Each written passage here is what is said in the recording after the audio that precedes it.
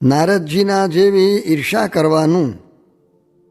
સ્વામિનારાયણ હરે સંવત 1876 માક્ષર સુધી સપ્તમીને દિવસ શ્રીજી મહારાજ શ્રી ગઢડા મધ્યે દાદા કાચરના દરબારમાં વિરાજમાન હતા અને સર્વ શ્વેત વસ્ત્ર ધારણ કર્યા હતા અને પોતાના મુખારવિંદની આગળ સાધુ તથા દેશ દેશના હરિભક્તની સભા ભરાઈને બેઠી હતી. પછી શ્રીજી મહારાજ બોલ્યા છે, ભગવાનના ભક્તને પરસ્પર ઈર્ષા ન કરવી. ત્યારે આનંદાનંદ સ્વામી બોલ્યા છે, હે મહારાજ, ઈર્ષા તો રહે છે. ત્યારે શ્રીજી મહારાજ બોલ્યા છે, ઈર્ષા કરવી તો નારદજીના જેવી કરવી. જેમ એક સમયને વિશે નારદજી અને તુમરું એ બે વૈકુંઠને વિશે લક્ષ્મીનારાયણના દર્શન કરવા ગયા. તે લક્ષ્મીનારાયણ આગળ તુમરુએ ગાન કર્યું. તેણે કરીને લક્ષ્મીજી તથા નારાયણ એ બે પ્રસન્ન થઈને તુમરુને પોતાના વસ્ત્ર આભૂષણ આપ્યા. ત્યારે નારદજીને તુમરુ ઉપર ઈર્ષા આવી છે. હું તુમરુના જેવી ગાન વિદ્યા શીખું અને ભગવાનને પ્રસન્ન કરું. પછી નારદજી ગાન વિદ્યા શીખતા હવા અને ભગવાન આગળ ગાતા હવા. ત્યારે ભગવાને કહ્યું છે, તમને તુમરુના જેવું ગાતા નથી આવડતું. પછી વળી શિવ ઉપર તપ કરીને શિવ થકી વર પામીને ગાન વિદ્યા શીખીને ભગવાન આગળ ગાવતા હવા. તો પણ ભગવાન એની ગાન વિદ્યા ઉપર પ્રસન્ન ન થયા. એવી રીતે 7 મન્વંતર સુધી ગાન વિદ્યા શીખ્યા અને ભગવાન આગળ ગાયા. તો પણ ભગવાન પ્રસન્ન ન થયા.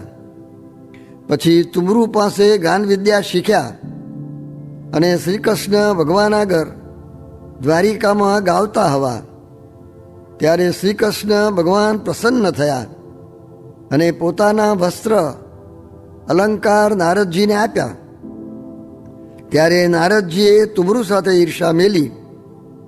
માટે ઈર્ષા કરવી તો એવી કરવી છે જેની ઉપર ઈર્ષા હોય તેના જેવા ગુણને ગ્રહણ કરવા અને પોતાના અવગુણને ત્યાગ કરવા. અને તેવું ન થવાય. અને ઈર્ષાએ કરીને ભગવાનના ભક્તનો દ્રોહ થાય. તેવી ઈર્ષાનો તો ભગવાનના ભક્તને સર્વ પ્રકારે ત્યાગ કરવો. ગીતિ વચનામૃતમ એવી રીતે ગઢડા પ્રથમ પ્રકરણનું 4થું વચનામૃત જે તે થયું. સ્વામિનારાયણ સ્વામીએ વાત કરી છે, સંઘનું રૂપ કર્યું છે. ભેગા રહે પણ સંગ ન કરે. તેમાં ઉનાના શેઠિયાનું દ્રષ્ટાંત દીધું છે. 60 માણસ ભેગા રહેતા, પણ તેમાં સંગ તો પુરુષ, સ્ત્રી ને છોકરો એ 3ને હતો. ને ભગવાનની સ્મૃતિ વિના જે થાય છે તે ખડ ખાય છે. ને સત્સંગી પણ સ્મૃતિ ન કરાવે તો કુસંગી ભૂલાવે એમાં શું કહેવું. ને કામમાંથી પરવારીને પ્રભુ ભજવા એવી તો કોઈએ આશા જ રાખવી નહીં. કેમ જે કોઈનું કામ પૂરું થયું નથી ને થશે પણ નહીં. અને આ જીવને વૃક્ષનો દેહ આવે તેમાં આવરદા તો ઘણી લાંબી, પણ તેમાં પ્રભુ ભજાય નહીં. ને પશુ પક્ષી આદિકના દેહ આવે તેમાં પણ ન ભજાય. ને મનુષ્ય દેહમાં ભજાય તેમાં પણ મોટે ઠેકાણે ન ભજાય. ને ખાવા ન મળે તો પણ ન ભજાય. ને રોગ થાય તો પણ ન ભજાય. ઇત્યાદિક વિઘ્ન છે. અને આ તો સર્વ વાતે સાનુકૂળ છે. ને તેમાં પણ પ્રભુ નહીં ભજે તો પછી કિયે દાડે ભજાશે. સ્વામિનારાયણ સ્વામીએ વાત કરી છે, જીવ કર્મ વસ્તીને દુઃખ સહન કરે એમ પોતાના કલ્યાણને અર્થે ન કરે. તે જો વીંછી કરડ્યો હોય તો આખી રાત જાગે. એ અનુસારે ઘણી વાતું છે. સ્વામિનારાયણ હરે સ્વામીએ વાત કરી છે, વાસનાવાળો અક્ષરધામમાં જાય કે ન જાય એ પ્રશ્નનો ઉત્તર મહારાજે કર્યો છે. લીમડે ઊંચી વસ્તુ બાંધી હોય તેને જે છોડવાનો દાખલો કરતો હોય ને તેનાથી તે ન છૂટે તો તેને બીજો છોડી આપે, તેમ વાસના ટાળવાના ઉપાય કરતો હોય તેને ભગવાન સહાય કરે છે.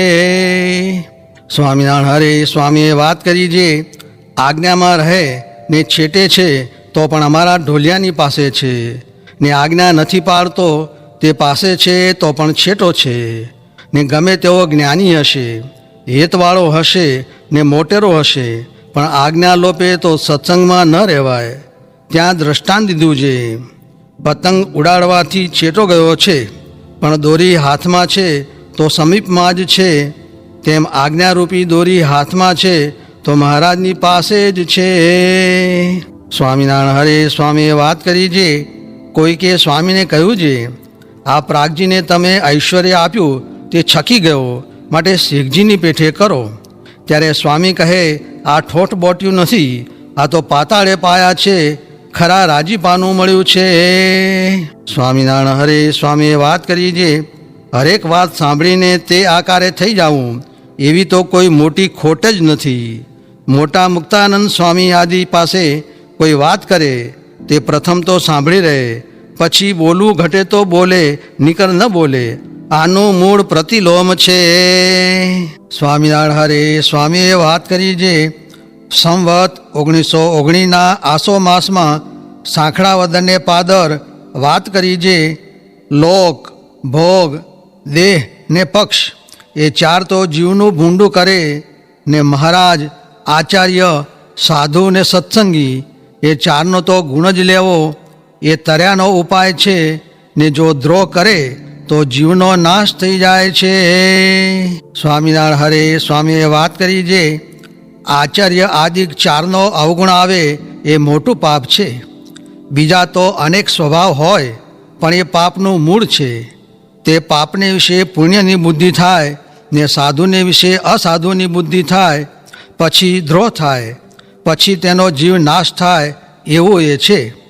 માટે વારંવાર કહેવાનું તાત્પર્ય શું છે, તો એ વાત હૈયામાં રાખીને કોઈ દિવસ એ માર્ગે ચડવું નહીં, ને એની સેવા થાય તો કરવી, નીકર હાથ જોડવા, પણ અવગુણ તો ન જ લેવો.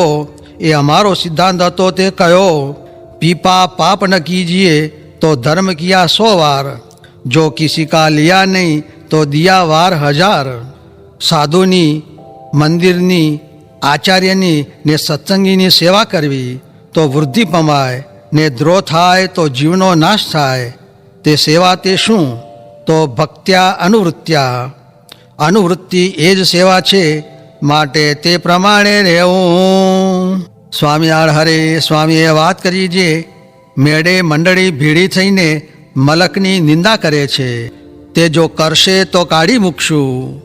ને જે ધર્મામૃત આપણી ઉપર જ કર્યું છે તે લોપીને ચોર્યું કરે છે, ને લુગડા વધુ રાખે છે તે ઠીક નહીં પડે. ટીટોળી ઊંચા પગ કરે તેણે કરીને આકાશ નહીં ઝીલાય, તે સારું કાંઈ અટક્યું નહીં રહે, કાઢી જ મૂકશું. કાયું ઝાઝા કગોરડા ને કાયું ઝાઝા કપૂત, હકડી તો મહેડી ભલી ને હકડો ભલો સપૂત. માટે જે રાખતા હોય તે આ ઘડી ચાલવા માંડો, અમારે તો ધર્મ રાખતા જે થાશે તે કરવું છે એવો ઠરાવ છે.